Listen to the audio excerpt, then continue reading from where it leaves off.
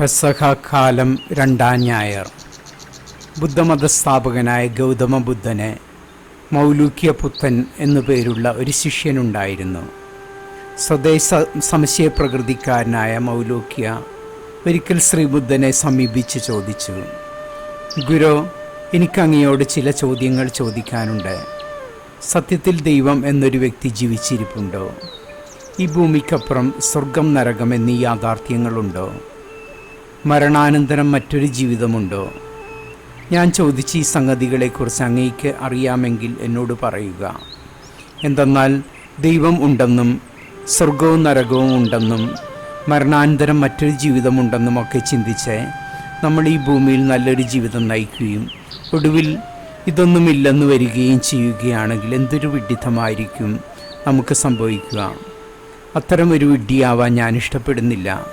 അതിനാൽ ഇവയൊക്കെ ഉണ്ടെന്ന് ഉറപ്പുവരുത്തിയാൽ മാത്രമേ ഞാൻ നല്ലൊരു ജീവിതം നയിക്കൂ. അല്ല എങ്കിൽ തോന്നിയ പോലുള്ള ഒരു ജീവിതം നയിച്ച് ഞാൻ ഈ ജീവിതം അങ്ങ് ആസ്വദിക്കും. ശിഷ്യൻ്റെ ചോദ്യത്തിന് മറുപടിയായി ശ്രീബുദ്ധൻ പറഞ്ഞു, മകനെ മൗലൂക്യ, ഒരു ഗ്രാമത്തിൽ ഏറെ പ്രഗത്ഭനായ ഒരു നായാടി ജീവിച്ചിരുന്നു. ഒരിക്കൽ അയാൾ തൻ്റെ സുഹൃത്തുക്കൾക്കൊപ്പം വനത്തിൽ നായാട്ടിന് പോയി. നായാട്ടിനിടെ എങ്ങു നിന്നോ ഒരു അമ്പു വന്ന് മാറിൽ തറച്ച് നായാടി നിലത്ത് വീണു. രക്തത്തിൽ കുളിച്ച് നിലത്ത് കിടന്ന് പിടഞ്ഞ നായാടിക്കരികിലേക്ക് കൂട്ടുകാർ ഓടിയെടുത്ത് മാറിൽ തറച്ച അമ്പു വലിച്ചൂരാൻ ശ്രമിച്ചു. എന്നാൽ അവരെ തടഞ്ഞുകൊണ്ട് നായാടി പറഞ്ഞു, സുഹൃത്തുക്കളെ, എൻ്റെ മാറിൽ തറച്ച അമ്പു വലിച്ചൂരാൻ ഞാൻ നിങ്ങളെ അനുവദിക്കില്ല. ഈ അമ്പെയ്തത് എൻ്റെ ശത്രുവോ മിത്രമോ എന്നറിയും വരെ, അവൻ എൻ്റെ ഗ്രാമത്തിൽപ്പെട്ടവനോ അന്യഗ്രാമത്തിൽപ്പെട്ടവനോ എന്നറിയും വരെ, അവൻ എൻ്റെ ജാതിക്കാരനോ അന്യജാതിക്കാരനോ എന്നറിയും വരെ. ഇത്തരത്തിൽ വാശി പിടിച്ച നായാടി താൻ അറിയാൻ ആഗ്രഹിച്ച കാര്യങ്ങൾ അറിയാനാവാതെ രക്തം വാർന്നൊഴുകി മരിച്ചു. കൂട്ടുകാർ നിസ്സഹായരായി ചുറ്റും നോക്കി നിൽക്കെ, മകനെ മൗലൂക്യ, നീയും പിടിവാശിക്കാരനായി നായാടിയെപ്പോലെ നീ അറിയാൻ ആഗ്രഹിക്കുന്ന കാര്യങ്ങൾ അറിഞ്ഞിട്ട് മാത്രമേ നല്ല ജീവിതം നയിക്കുമെന്ന് തീരുമാനിക്കുകയാണെങ്കിൽ നിന്റെ അന്ത്യവും തെല്ലും വ്യത്യസ്തമാവില്ല.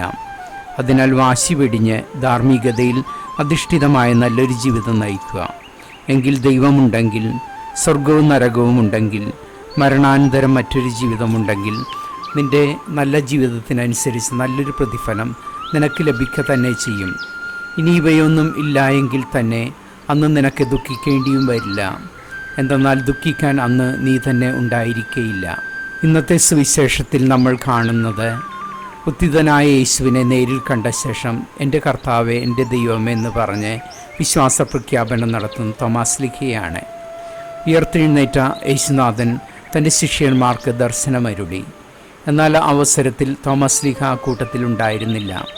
തോമാശ്ലീഹ കൂട്ടത്തിൽ തിരിച്ചെത്തിയ വേളയിൽ ഉത്ഥിതനായ ഗുരു തങ്ങൾക്ക് ദർശനമരുളിയ വിവരം മറ്റ് ശിഷ്യന്മാർ അവിടുത്തെ അറിയിച്ചു. എന്നാൽ അതൊട്ട് വിശ്വസിക്കുവാൻ അദ്ദേഹം തയ്യാറായിരുന്നില്ല. ഉത്ഥിതനായ യേശുവിനെ നേരിൽ കാണാതെ അവിടുത്തെ മാറിലെ മുറിവിൽ സ്പർശിക്കാതെ താനത് വിശ്വസിക്കില്ല എന്ന് തോമാശ്ലീഹ തീർത്തു പറഞ്ഞു. ഇവിടെ ഉയരുന്ന ഒരു ചോദ്യം ഇതാണ്: താൻ മരണാനന്തരം മൂന്നാം നാൾ ഉയർത്തെഴുന്നേൽക്കുമെന്ന് യേശുനാഥൻ മരണത്തിന് മുൻപ് തൻ്റെ ശിഷ്യന്മാരോട് വ്യക്തമായി അരുളി ചെയ്തിരുന്നു. എന്നിട്ടും എന്തുകൊണ്ട് തോമാശ്ലീഹ അവിടുന്ന് ഉത്ഥാനം ചെയ്തെന്നും കൂടെയുള്ള ശിഷ്യന്മാർക്ക് പ്രത്യക്ഷപ്പെട്ടെന്നും അവർ തറപ്പിച്ച് പറഞ്ഞിട്ടും അതൊട്ട് വിശ്വസിക്കാൻ തയ്യാറായില്ല?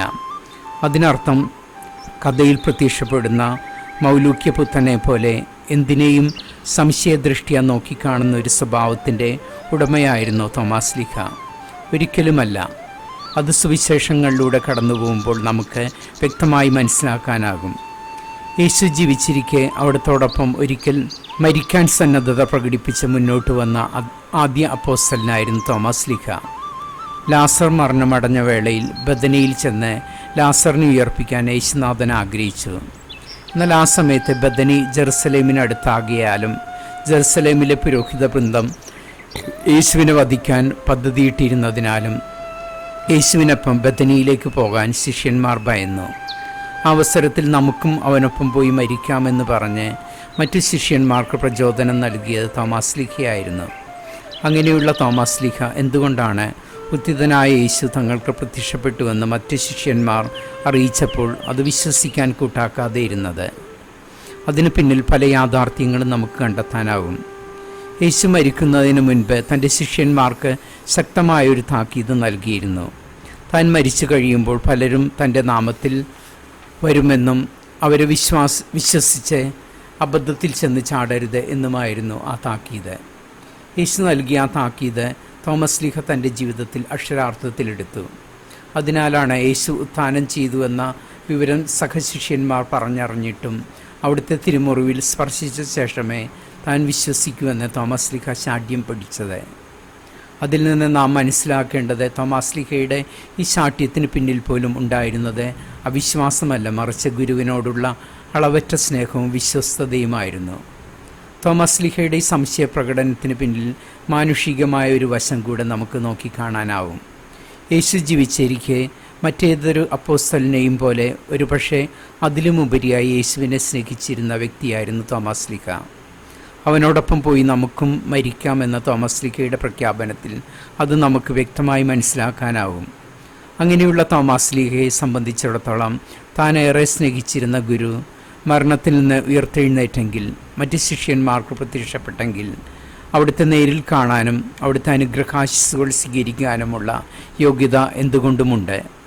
തനിക്ക് കിട്ടാതെ പോയ അവകാശത്തിനു വേണ്ടിയായിരുന്നു ഒരു കൊച്ചുകുട്ടി എന്നോണം അവിടുത്തെ നേരിൽ കണ്ട് അവിടുത്തെ മാറിലെ മുറിപ്പാടിൽ വിരൽ കടത്തിയാലല്ലാതെ താനത് വിശ്വസിക്കില്ല എന്ന് തോമസ് ലീഹ തറപ്പിച്ച് പറഞ്ഞത്. തൻ്റെ ശിഷ്യൻ്റെ നന്മകളും കുറവുകളും നന്നായി മനസ്സിലാക്കിയിരുന്ന യേശുനാഥൻ അതുകൊണ്ട് തന്നെയാണ് തോമസ് ലീഹയ്ക്ക് മുൻപിൽ പ്രത്യക്ഷപ്പെട്ടത്. നിന്റെ വിരൽ കൊണ്ടുവന്ന് എൻ്റെ മാറിലെ മുറിപ്പാടിൽ സ്പർശിക്കുക എന്നരുളി ചെയ്തത്.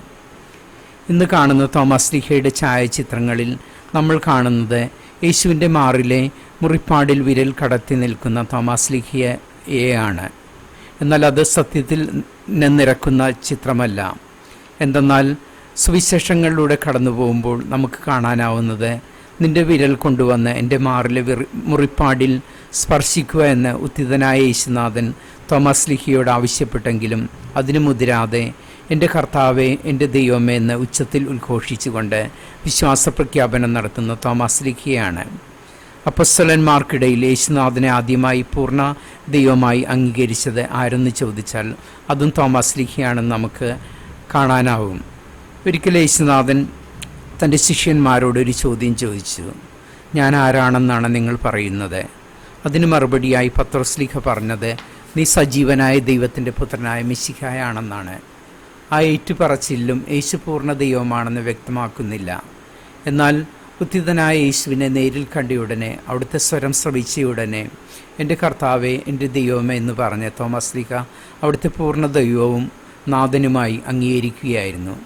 താൻ പ്രഖ്യാപിച്ച ആ വലിയ വിശ്വാസം ലോകത്തിന് മുൻപിൽ തുറന്നു പ്രഖ്യാപിക്കുന്നതിനായി ഒടുവിൽ തോമസ് ലീഹ കടലുകൾ താണ്ടി ഇന്ത്യയിൽ വന്ന് ആ വിശ്വാസം നമുക്കായി പകർന്നു തന്ന് സ്വയം ആത്മാർപ്പണം ചെയ്തു. തോമസ് ലീഹയുടെ വലിയ മാതൃക പിഞ്ചെന്ന് വിശ്വാസത്തിൽ അടിയുറച്ചവരായി വളരാൻ വേണ്ടുന്ന അനുഗ്രഹത്തിനായി നമുക്ക് പ്രാർത്ഥിക്കാം. ദൈവം നമ്മെ അനുഗ്രഹിക്കട്ടെ.